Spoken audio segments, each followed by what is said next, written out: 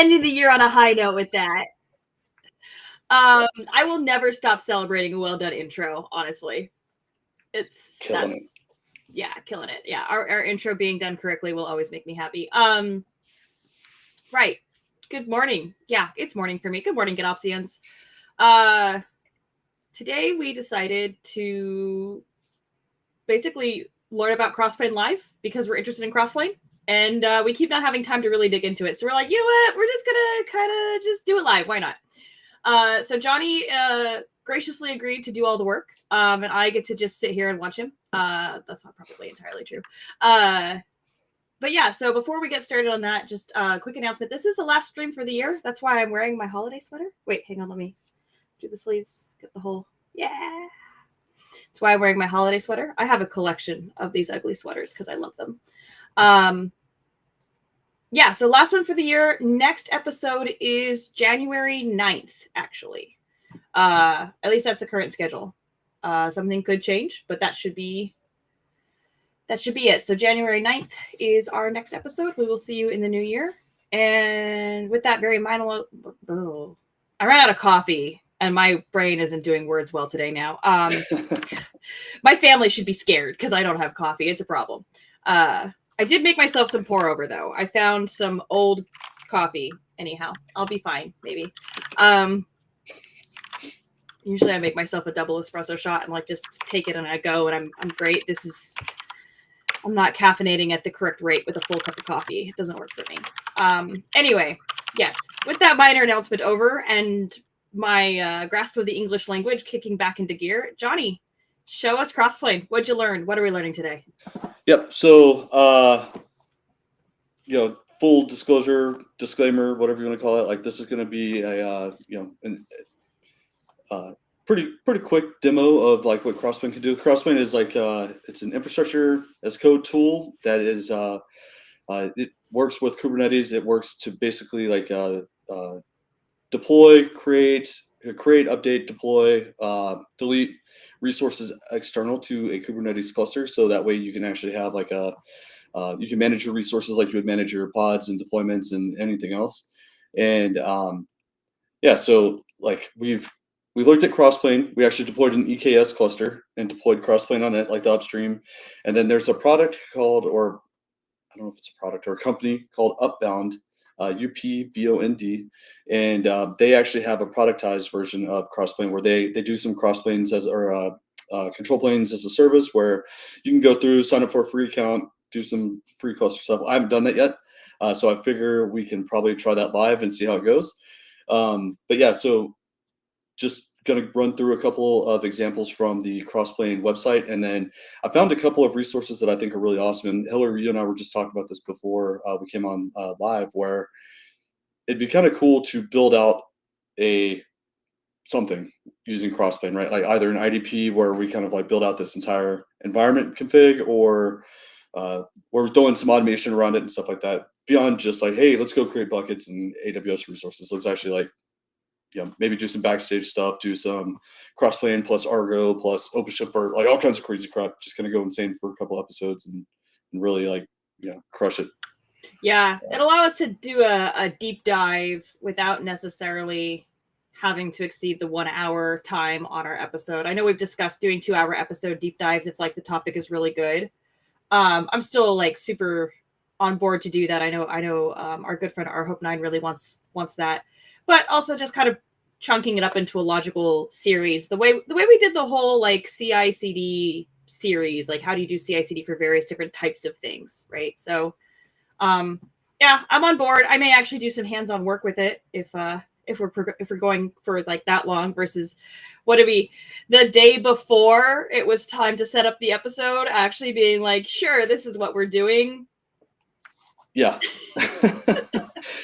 Yeah, it's the it's the downside of having a real job as well to doing this, right? Where it's hard to kind of like keep up with everything. So yeah, because we're not developer advocates, right? We're not. Yeah. That's not like most people I think who have live streams like this are in that type of a role, and we're in like more traditional engineering roles. So yeah, it is a little bit of a second job, but I like this. It's our job. It's like the part of our job where we get to do the most learning. I always tell people this is my opportunity to be professionally stupid. I don't have to be the expert on the thing we talk about on the stream. We can be learning this together, and that is a joy. So thank you everybody for coming on for this ride. Yes, awesome. All right, cool. Well, so before we get started, there's just some concepts that we need to talk about, and let me pull stuff up so we can look at it. I'm gonna be honest with you all. This coffee is flavored, and I don't usually like drink like flavored coffee or anything like that. So if I keep making a weird face, it's because it's I'm desperate. I'm desperate. It'll get better, unless it doesn't. No, it's really just not getting any better. I don't know if I brewed it wrong. I don't know. But it's not a joy. I'm sorry. That sucks. All right, so let me do this thing. All right, so Crossplane. The cool part, like again, Crossplane can connect to your Kubernetes cluster or to external non-Kubernetes resources. And really, like when you think about non-Kubernetes, this could be like you need to do the zoomy thing. Your aspect ratio on that. Do you have an extra wide monitor? Yes. Me too. It's such a problem. And you would think that I do these live streams every week and that I would know better. No. Because our brains can't do that many things at one time. All right. I don't know if this is any better. Christian, yeah, the zoomy thing. Look, I say what I say. This is what you guys like me for, is that I say things in a strange way. I do what I do. I am who I am. It's a little better. Well, I've just growed this thing as much as I can grow it. It's just an aspect issue. Yeah. Wow, with the spoilers and the questions. Yes, it is. There is an operator in OpenShift, and we will show you that after the after the introduction concept part. Yes. Okay. All right. So hopefully this is a little bit better. I just really wanted to go over like just the basic concept of it, but really it's a tool to manage external resources and also resources within the cluster. So a lot of times when you think about like infrastructure as code and having your environment, it usually goes beyond just a Kubernetes cluster. You also have like the my friend Lester likes to call this like the supporting cast things, right? So like maybe you have some VMs and or EC2s that are running like long-lived services and stuff like that, or maybe you have a satellite server or something. I don't know, whatever you have in your environment that you want to manage. But you'd also like to manage that thing as a resource versus like having to manage it as an individual component. You can just manage it as like another application or another application resource within your cluster. And that's what Crossplane kind of gives you. It gives you an API and it allows you to customize it and really consolidate a lot of that config into one place. And then you can use tools like GitOps or workflows like GitOps and GitOps. My God, GitOps. Let me see how many times I can say it. And then DevOps and then CI/CD. So yeah, pretty cool stuff. A lot of the main resources are like in these lists. So you have a provider, which is like that's the external service that you're trying to connect to. The provider config, which is any of the settings. So if you're messing with AWS, you create the secret that allows that sets the permissions up for AWS, and then you essentially map to it.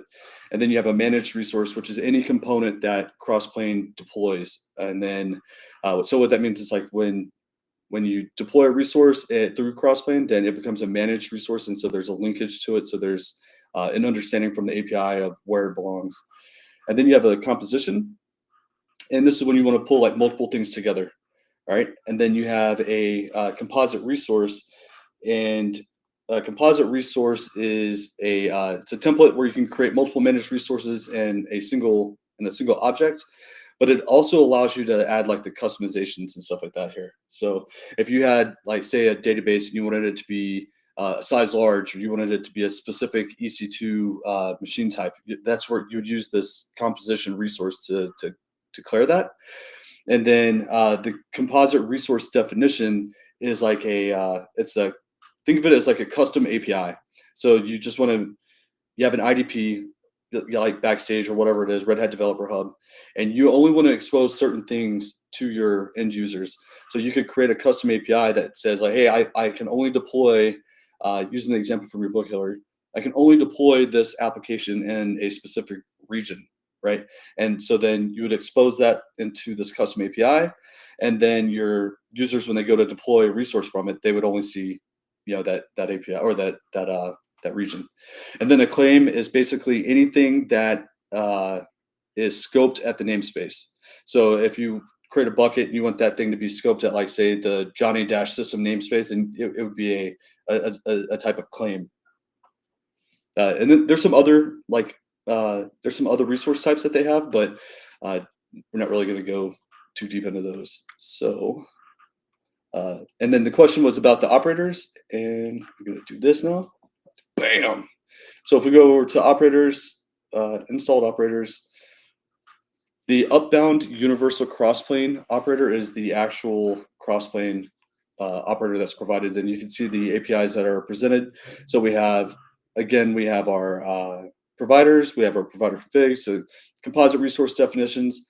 I went ahead and created a basic AWS provider, but it really doesn't do anything. So like if we want to use like the S3, or if we want to create S3 buckets, like we're going to run through our example here pretty quick, then we would create the provider AWS S3 resource, and then a provider config on top of that, so that way we can actually use it. So with that said, let's go ahead and do it. Oh man, this is so small.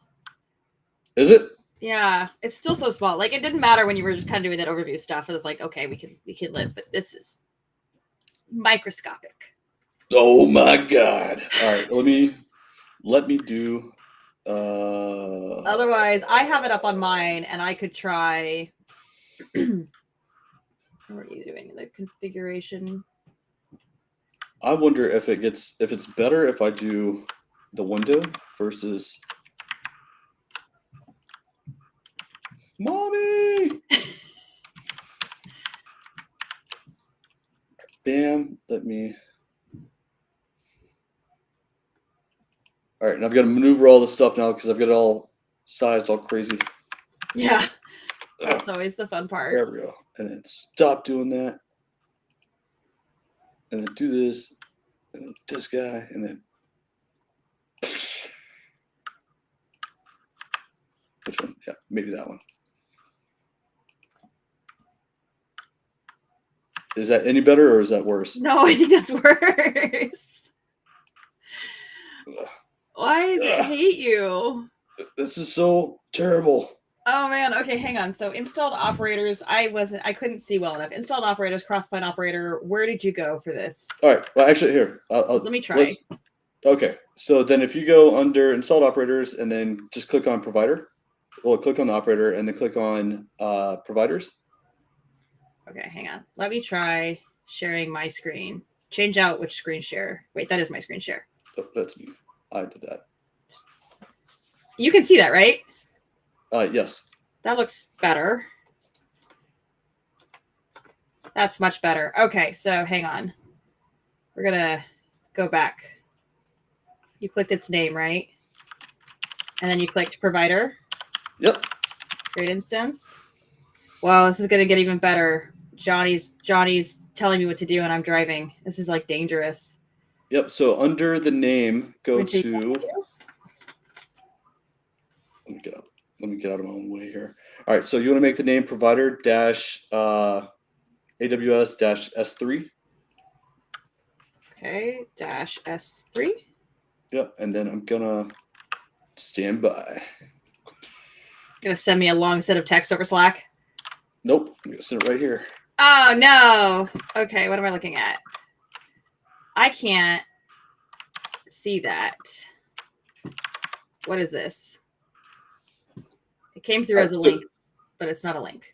Yeah, just copy the text, and then we're right in the middle of your screen at the very bottom line. It says package, so line 11. It says package. Replace that with what I just shared with you. All right. Yeah. Now create. Off we go. Yep. And so this will take a couple minutes. And so what this is also going to do is it's going to create this provider, but then it's also going to install like another Upbound family one that comes with it out of the box. So Nice. it just takes a couple minutes. Can we like? Sorry, I'm being high maintenance. Is it possible for us to see like the operator's logs as it's doing this? Maybe if you go, I don't know. As we workloads, it would be pods. This is me being a lot. It's an Upbound system is the namespace. Yep. And then that's evicted. That's evicted. That's evicted. I'm the person who I'm like, I always want to see what the operator's actually doing. Can I? This is a lot. Let's do. What? No, that's not. While I'm like figuring this out, it'll probably finish. Yeah. There we go. That's the RBAC manager. That's the bootstrapper, which might be doing stuff. Okay. Wow, there's all kinds of stuff happening there. Yeah. But let me scale that node up because right now it's just a single node hypershift. So. Logs. Sorry, y'all can't see what I'm looking at here because I don't want to show you something useless. Objectives are deprecated. Yeah, I think you do need to scroll up this cluster. Yeah, where I am. Go back.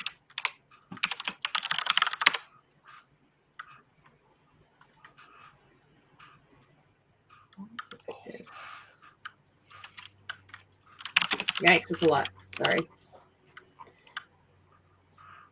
Yeah, I don't know what's up with that. That's weird. I mean, we could find out, but that's a big distraction. Yeah. All right. Let me go look at our Bam.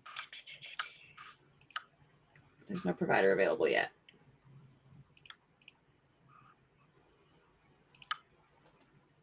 Actually, where did we?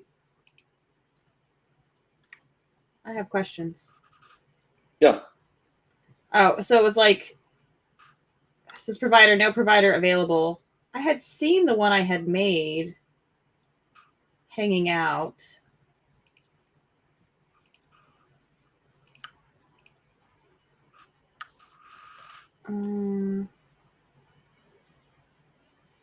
Okay, so I'm scaling it up right now, so it should calm down here in just a minute. Okay, yeah, I think our provider will actually create after it calms down a little. But yeah, so once you create the provider, then we'll create the provider config, and then what that'll allow us to do then is it'll allow us to start creating like the buckets that we need. And then so we'll create one bucket based off of like, you know, it'll generate the name and stuff like that. It'll be cool. And then I created a bucket using the AWS S3 CLI. And so once we have it, once we get it done, we'll manually import that. I haven't done that part yet, so we'll just see if it works. I have the code kind of like set up, but we'll see if it actually works. But yeah, once we get that done, then you'll see like that's just one way of managing some infrastructure from Crossplane. But there's all kinds of stuff that's out there. Like you could like there's a whole bunch of providers. So we're gonna do there's some Kubernetes things. You can do some Helm things.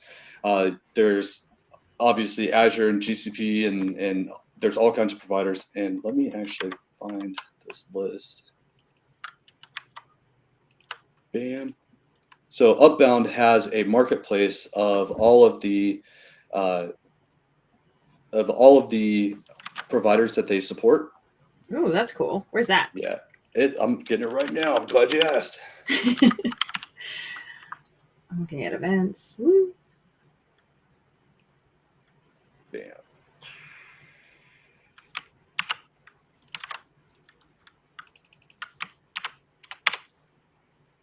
You know, this is so weird for me because I almost never use the GUI. Yeah.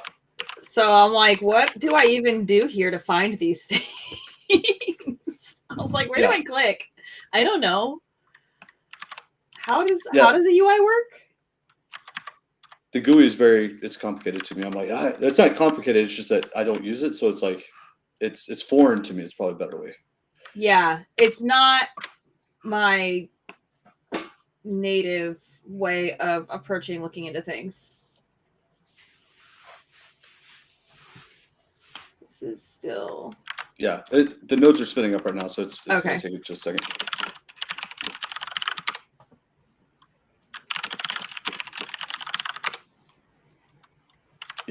Yeah. So when I was doing this, I was doing it with just a small cluster, and so okay. So you see how you've got that up, the other one that's going. Yeah. That's the automatically generated one. So it's starting to distribute. Yeah, I hadn't really messed with like multiple providers, and so like maybe I should have, and then looked at the pods because it's weird. But my automation, I changed it to use an X large instead of like a 2XL or anything like that. So I'm wondering if that might be part of the issue as well. Yeah, unfortunately, these things that come pre-made are really powerful, which is great, but they need a lot of resources. Yeah. And I mean, that's you get one, or you get to pick two, right? It's fast, it's good, or it's cheap. Mm-hmm. Pick two. Right, so hopefully finish in a second here. Yeah, I'm watching the node pools, so I'm just waiting for it to finish. Yeah, new nodes take a minute to come up, unfortunately. Yeah.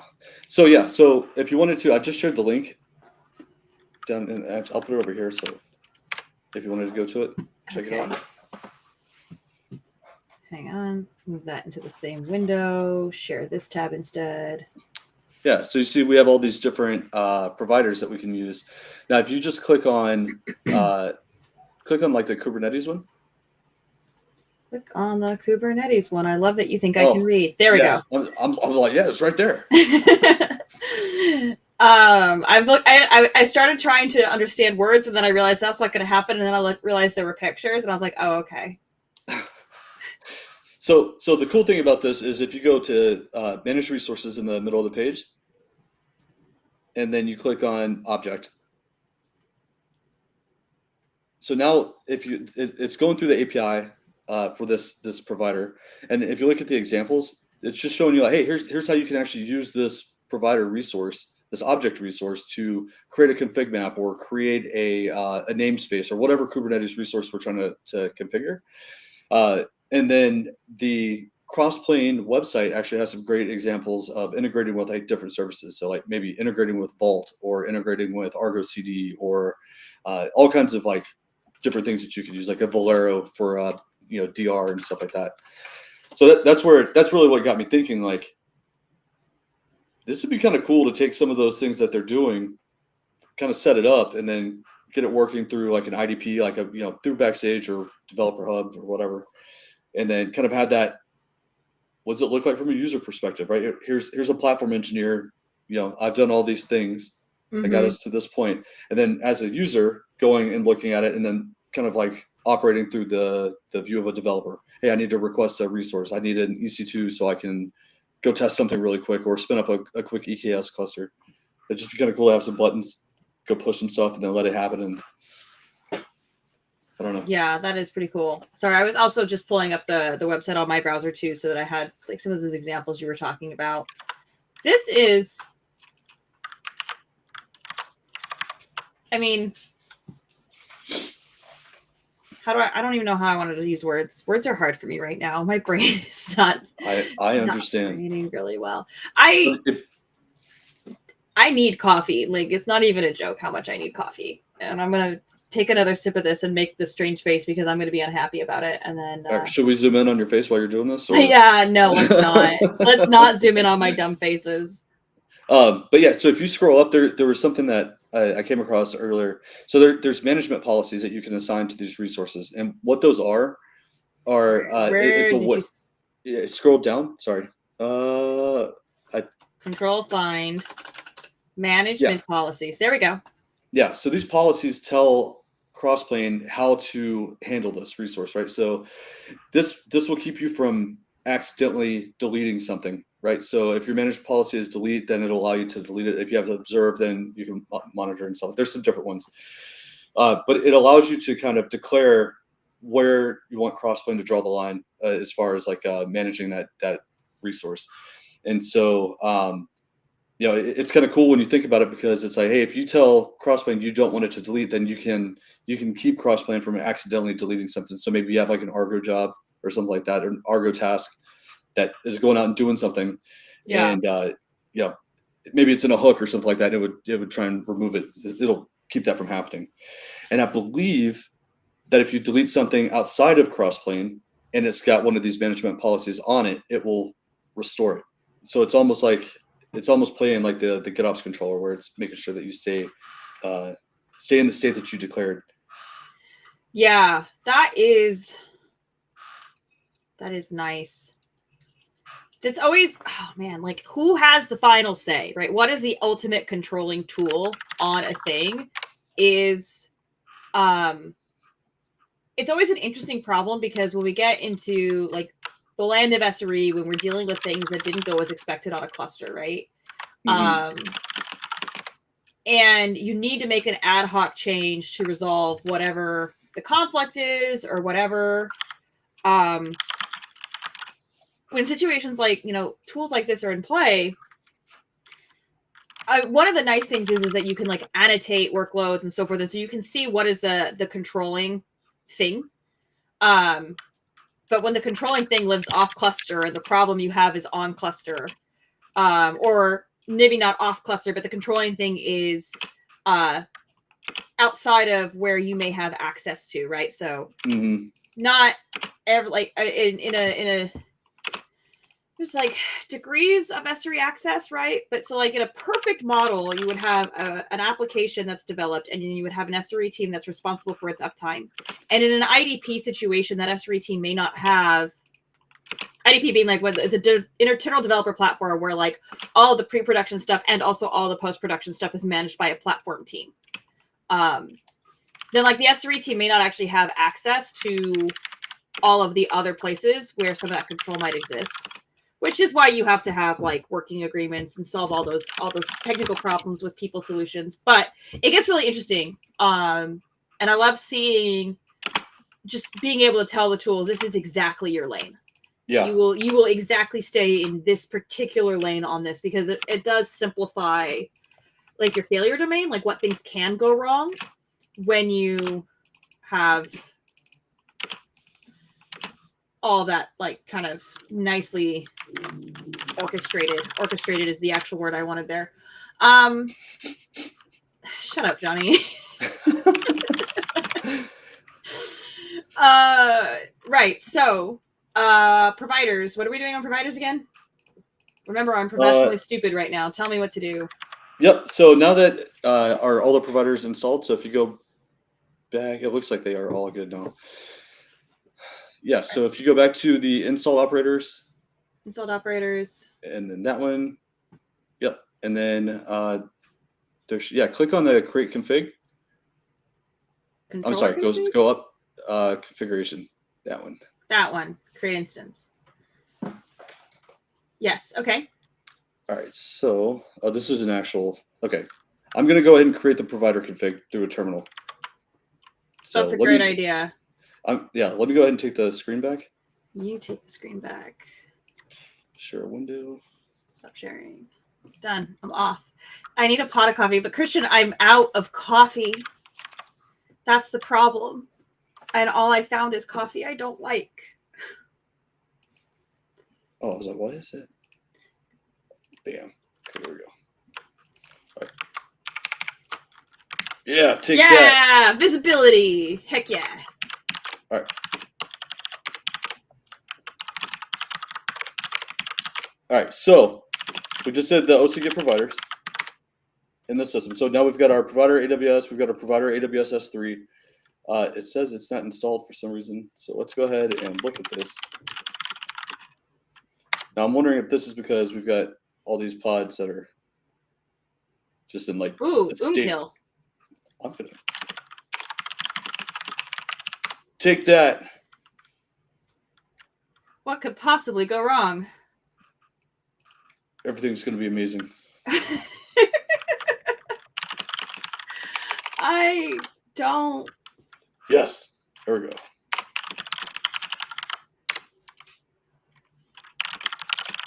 Let's take a look at the provider.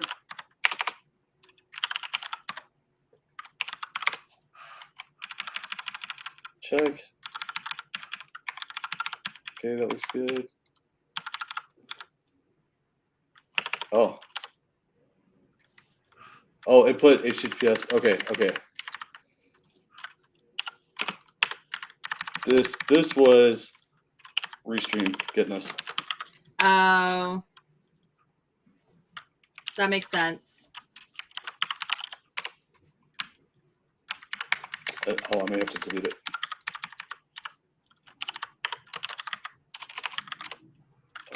Okay. So let's be a provider. And soon this will happen. So this one right here, this was just a, like, I just literally walked right through the example that was in the console. So I'm just gonna go ahead and kill this dude.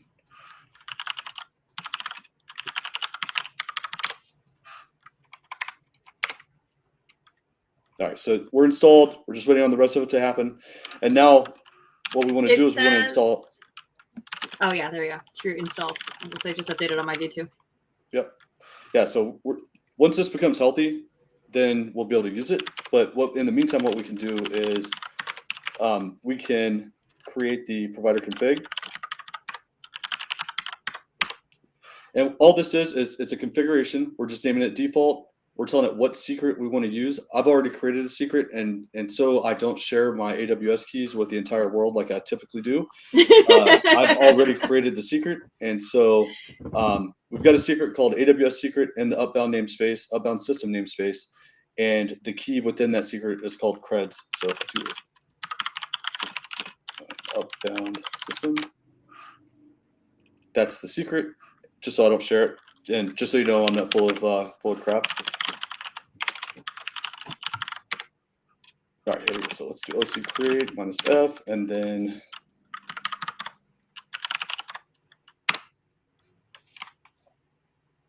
what? AWS. Oh, okay. Probably waiting on this thing.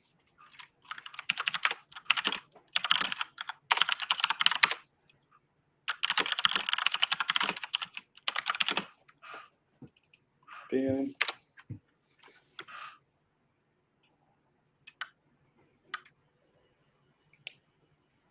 Come on, little buddy. Let me get copy login command. Gimme. Copy. And I believe this is downloading all of the dependencies. So if I do OC logs, this guy.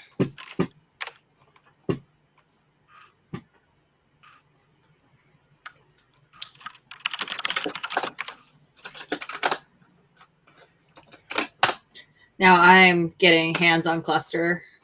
Okay. And so VJ, no, it's not. You can create the provider first and then the provider config. Like if you actually go to Crossplane and you walk through their quick start, that's the exact flow that they go through. So they set up the provider, and then they show you walk through the provider config. Creating the secret first and then creating the provider config. But yeah, you can create the provider and then the provider config.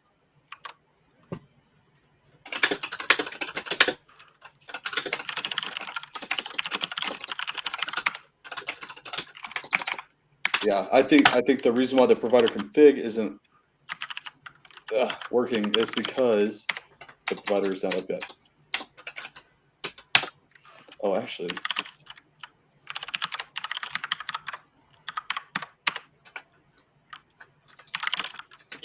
Remember when I said I have dyslexia? Uh-huh. We shouldn't let me type either. Okay, this is getting killed. Why is it getting killed? Still? Yeah. Oh shit! It is.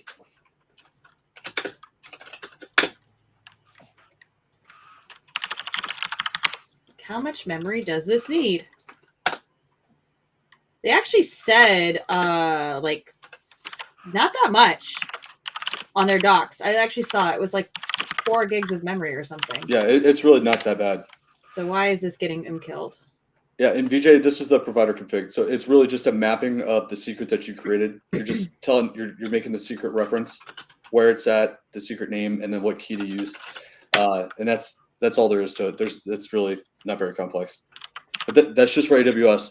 I'm sure with Azure and GCP, there's nuance there that would make it a little bit different. But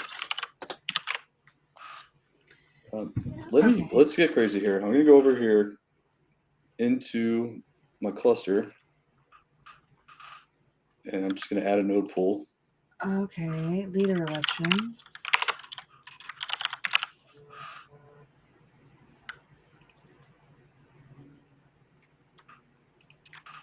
And we can do that. You've got that's 78 minutes ago. You had a pool secret issue. I assume you fixed that. Yes. Yeah. Okay. Yeah, that's... No, 73 seconds ago, 4 seconds ago. Failed to retrieve image pool secret.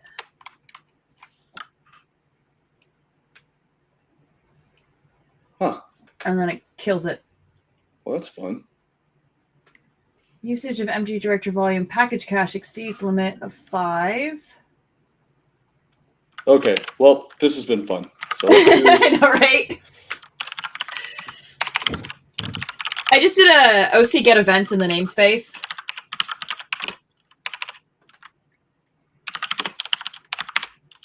And that's where I saw everything that's going on with that. Oh, did I do that right? Let me see. Oh, I can't spell. LOL. Okay, hang on. We're going to go. Okay, so. Just copy. All right, I got it. I'm going to use our Kubernetes cluster. Oh, the other cluster? Yep. Wow.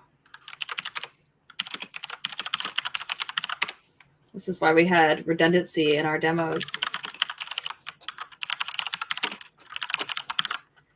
So, like, I want to know. All right, so you can see that we have our provider. This is AWS, and then this is just a Kubernetes cluster. So if I do a k get pod, this time it's in Crossplane system, so not to be confused with Upbound system. We have our pods, right? And then we can see that we have a pod running for the AWS S3 provider. And then what I was telling you before is when we create this, it will also create an Upbound provider family for the AWS resource. So, all right, so we don't have any buckets. We have our S3 provider. We have our kget provider config.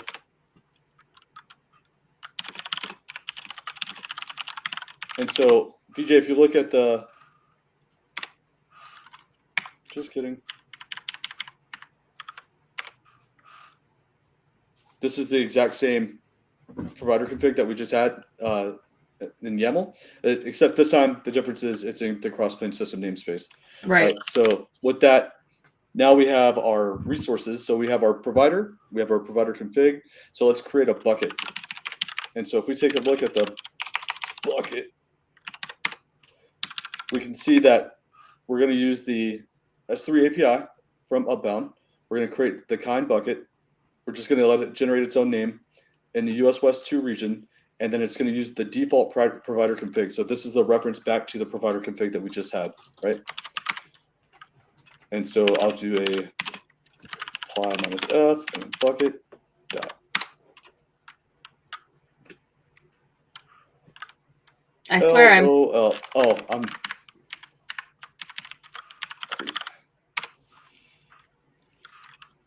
I swear I'm paying attention and not still trying to figure out that kill. Promise. Yeah, no worries.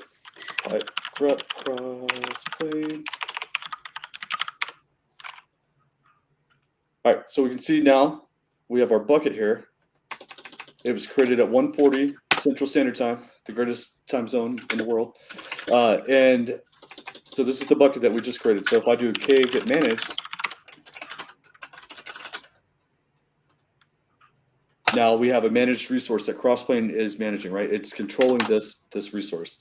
And so then now what we can do is, I was just going to try this one, where we are, if I do AWS S3 LS pipe, and I'm sorry for everybody watching this. I know that this is probably like, why am I watching this guy do this crap? This is crazy. I created this bucket earlier using the CLI. It's not managed by Crossplane, but I just wanted to see like how easy is it to get it to become a managed resource in Crossplane. So if you look at this bucket manual import, it's basically the same resource that we were using. This time we're leaving an empty spec, and that's because when Crossplane imports it, it's going to pull all the information from it. And then, but to do so, we have to tell Crossplane which resource we want it to import. So we're saying, hey, go use that bucket that Johnny created earlier. So now, what's that bucket menu? The bucket. Oh, bucket name is. Oh, okay. So.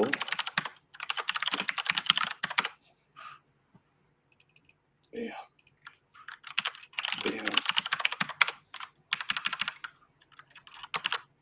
Mommy!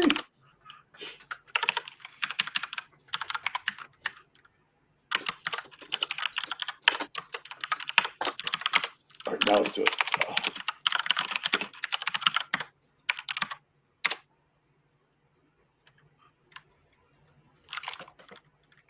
Oh, come on! This is we didn't adequately sacrifice to the demo gods, Johnny. Oh, this is, if you've ever done anything, this is my typical demo. Yes, this is awesome. This is how it goes for me. I don't have any better history here on that, honestly. I will take it because we're doing this live. I haven't actually done this before, so. That is true. We did warn people at the beginning. We are learning this live. We didn't actually prepare. Every time. Works every time. So, okay, get buckets. All right, so now if we do AWS S3 LS,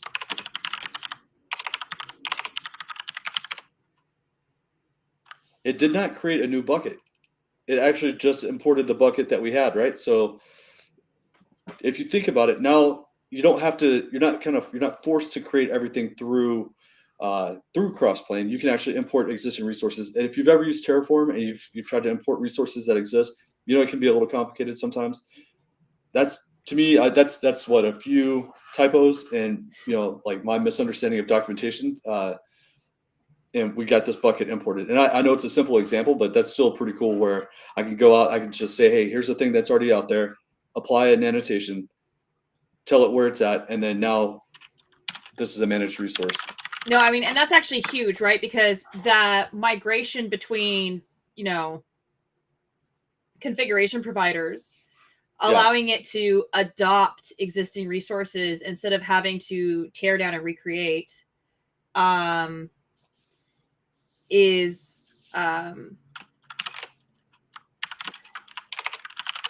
like, that's big, actually. That's big. And like we always tell people, like, cattle, not pets. Kubernetes is a stateless platform. Don't rely on state. But at the end of the day,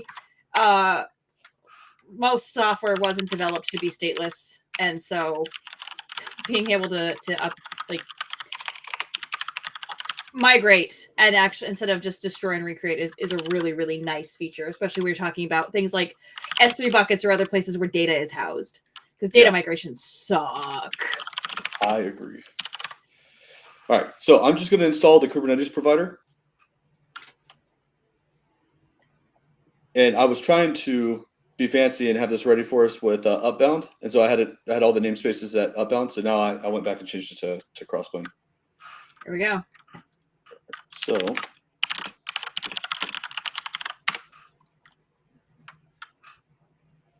bam. All right, so we're healthy, ready to go.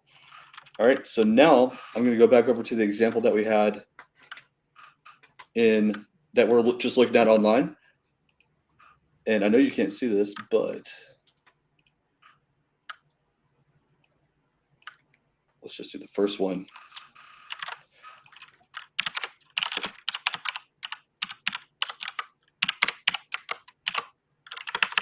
Okay, So we're going to put this in Crossplane system.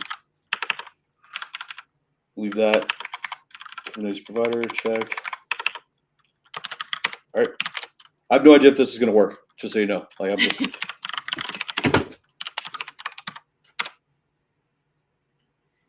That's how we do it, right? Is we find out live.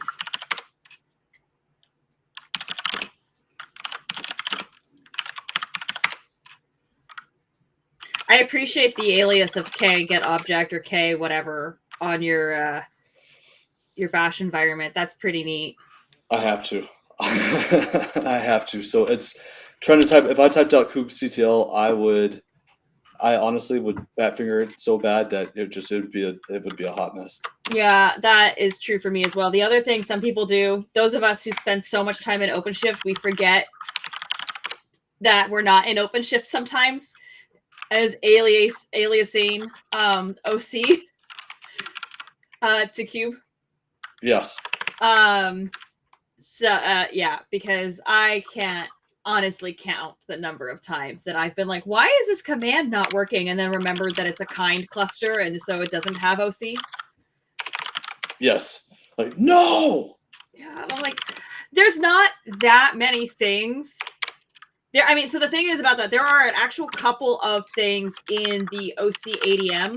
I don't remember exactly which ones they are. It's like one or two that are not like kubectl ADM like commands. There's like a couple of them around the place that are specific to OC and will never work. But like 98% of the OC commands will exactly do a kubectl. And so it's fine. And I don't need to do that thing that kubectl doesn't do natively anyway. It's not a big deal. All right. So we need a provider config. Let me... Oh my God. Let's see here.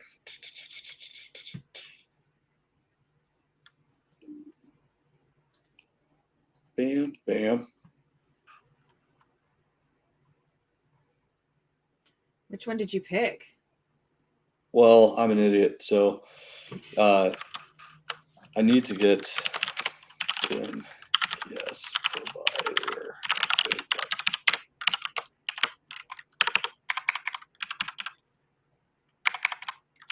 So I think if I do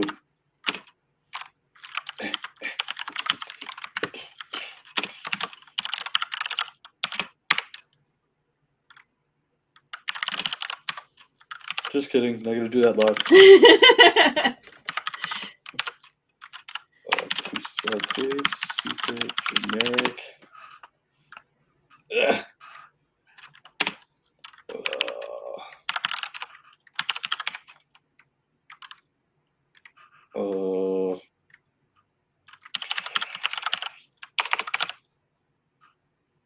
Oh damn! I don't know if that's gonna work.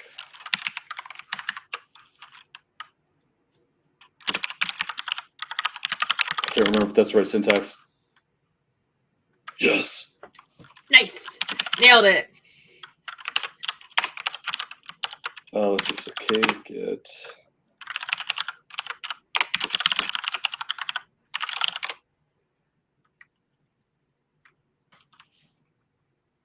Bam, bam.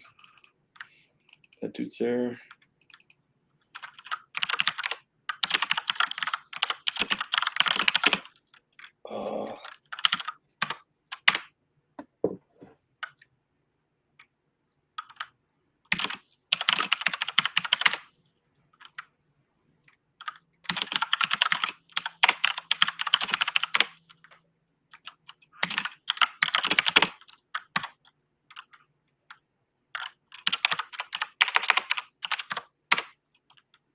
This is going to be amazing. Is it? I have no idea. All right, so since this is not working, this experiment is failing miserably. What is it failing at? Yeah, let's see. Can I connect to provider? Rest configuring private secret failed.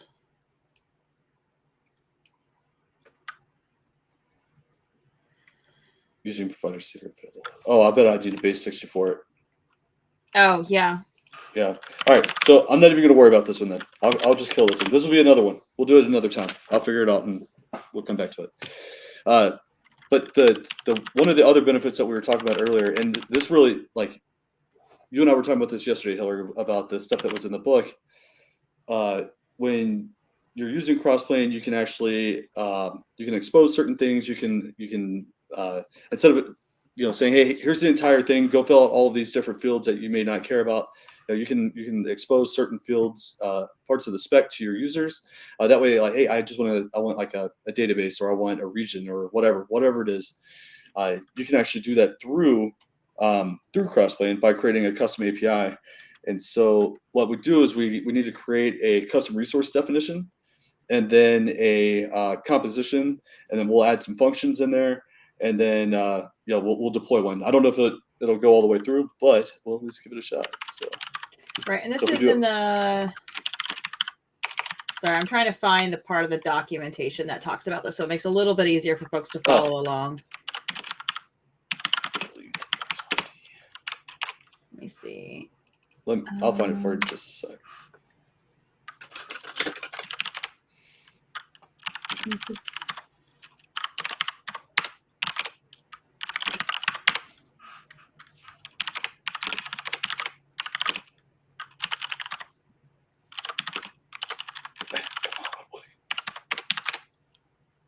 Okay, here we go.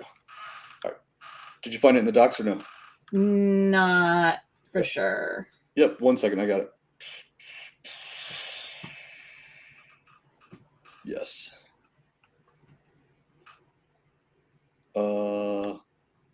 This one. Bam, bam.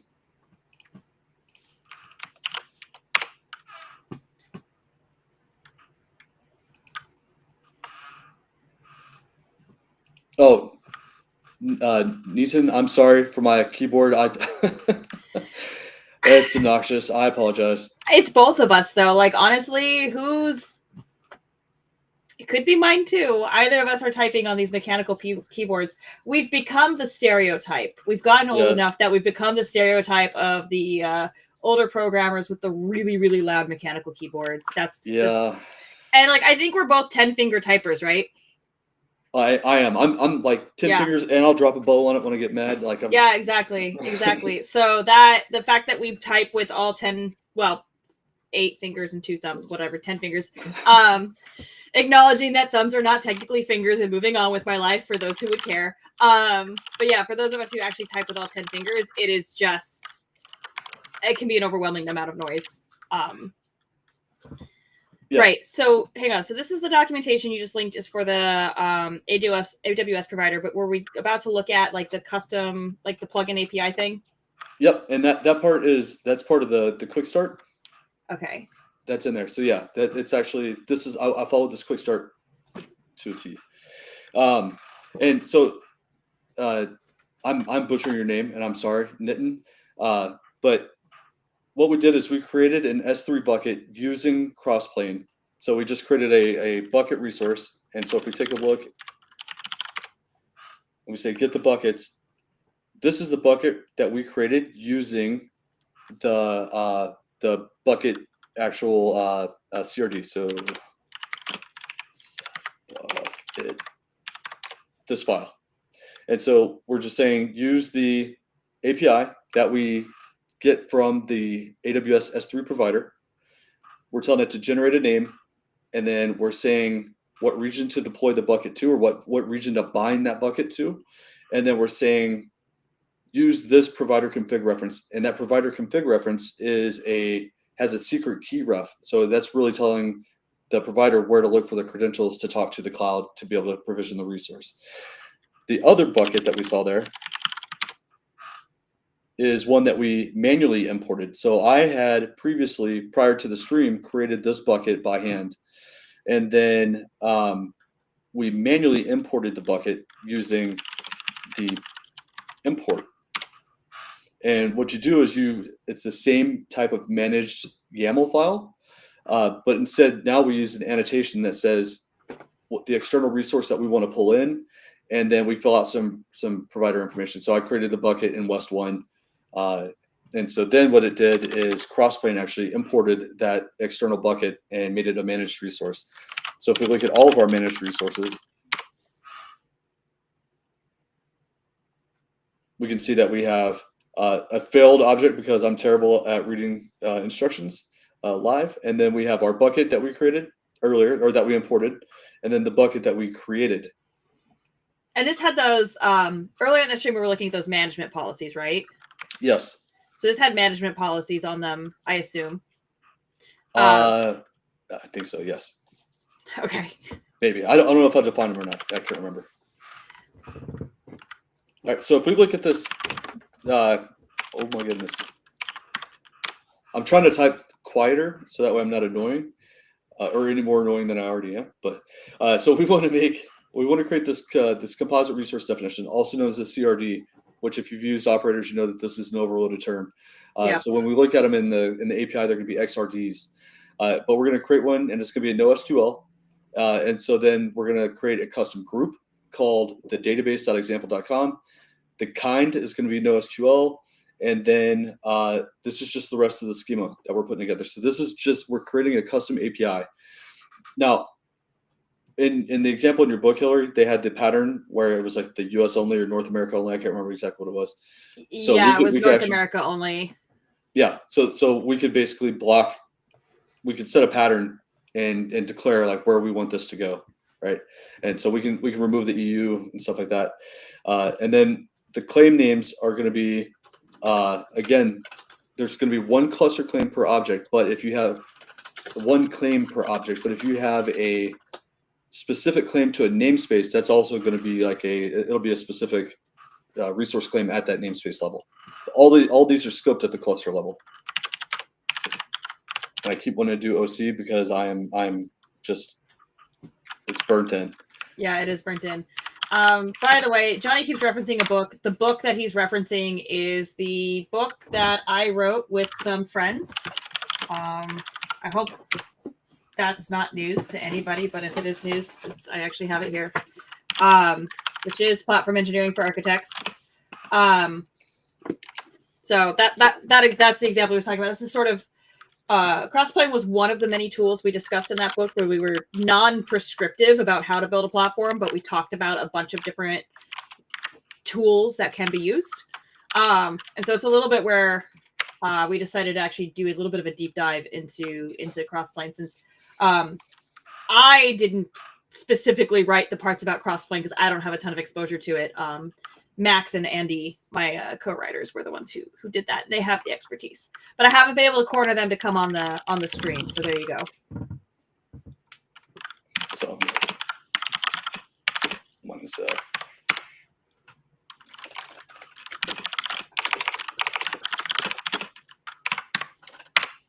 All right, and so now we're just going to create this composition, which if you remember, the composition is where we want to add like the functionality to it, right? So so if there's any customizations that we wanted to do, so if we do a cat on this,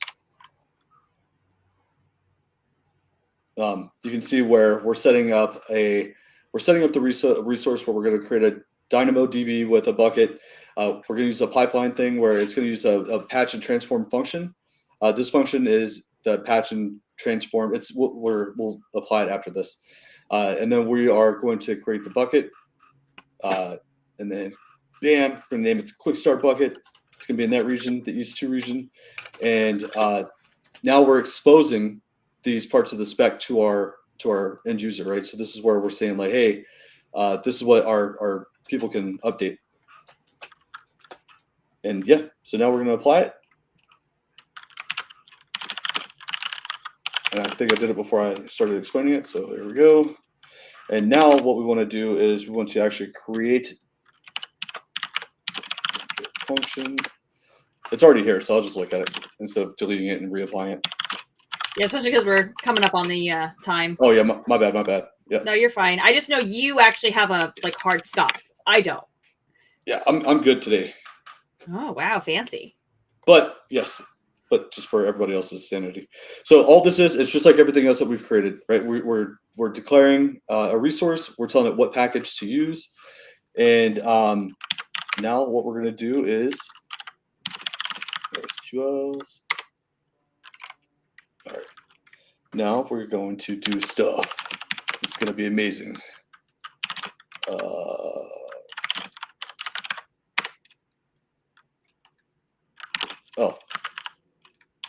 Create stuff.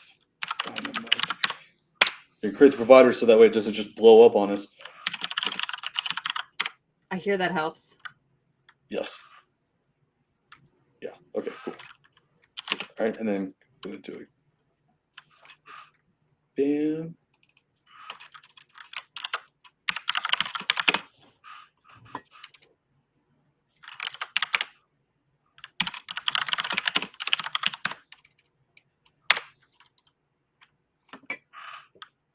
All right, and this is the actual API call that we're making, right?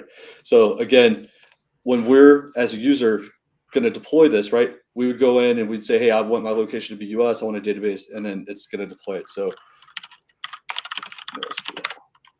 and I did link into the YouTube comments the exact documentation on function, patch, and transform, so that you have a better. Yeah. It's a little bit like, yes, it does exactly what it says it does.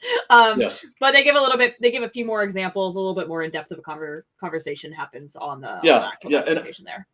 And I'm rushing through. I'm trying to finish up, but yeah, that's pretty much the gist of it. I'm sorry that was such a cluster initially, because I did not expect my OpenShift cluster to run out of resources like that. So I got to figure out what's going on with that. But I'll create a gist and I'll update the video description with the gist in it. I'll also put the links to the resources that I have, because there's his name is Victor Farsik or something like that. He runs a DevOps Toolbox YouTube channel or something like that.